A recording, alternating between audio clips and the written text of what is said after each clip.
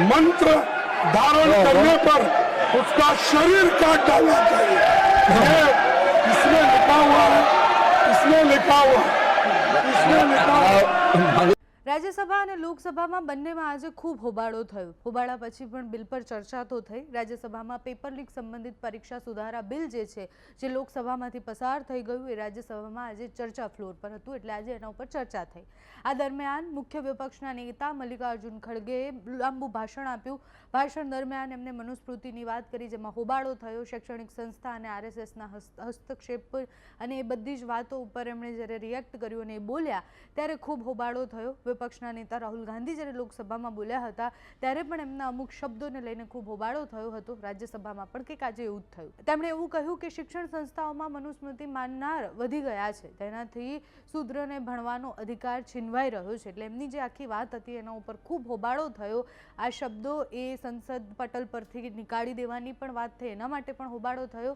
JP નડ્ડાએ તેમને ત્યાં અટકાવ્યા અને ખડગેને નિવેદનને તથ્યોથી દૂર છે, અશાંતિ ફેલાવવાની વાત છે અને આ બધી જ વાત કરી અને બંને પક્ષ એટલે સત્તા પક્ષ અને વિપક્ષ આમને સામને આવી ગયા।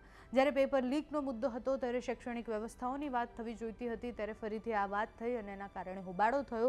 ચર્ચા હજુ પણ ચાલુ છે। ગઈકાલે જ્યારે લોકસભામાં ચર્ચા થઈ એના આગલા દિવસે 7 કલાક સુધી લાંબી ચર્ચા પછી એ બિલ બીજા દિવસે પસાર થયું છે। રાજ્યસભામાંથી એ બિલ ક્યારે પસાર થાય છે એ જોવાનું છે। સાથે જ પેપર ચોરનાર બચતા રહેશે અને આ બિલ આવવાથી વધારે ફાયદો નહીં થાય, વિપક્ષની એ પણ વાત હતી। સાથે જ વિદ્યાર્થીઓને પીટનાર કોણ છે, એના આદેશ કોણે આપ્યા હતા।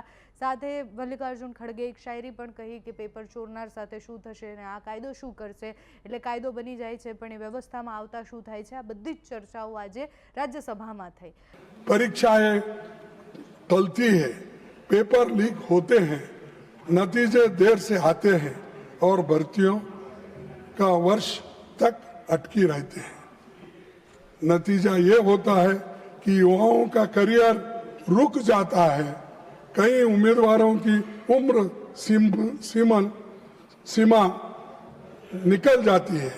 इसीलिए हमारी मांग है कि सभी परीक्षाओं के लिए एक कानूनी रूप से टाइम बॉन्ड एनुअल कैलेंडर बनाया जाए, ताकि सरकार भी समय सीमा के प्रति जवाबदेह हो और छात्रों का भविष्य अनिश्चितता से भरोसे से न रहे। एक बात बता दो, आप शिक्षा में सुधार लाना चाहिए, सबको समान और न्यायपूर्ण शिक्षा देंगे।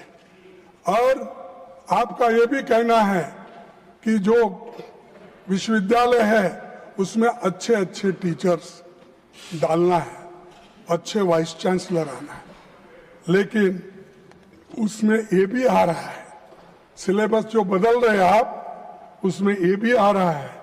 ये क्या है? शूद्र के वेद पाठ सुनने पर शीशे और जस्ते से उनके कान भर दिए जाए। वेद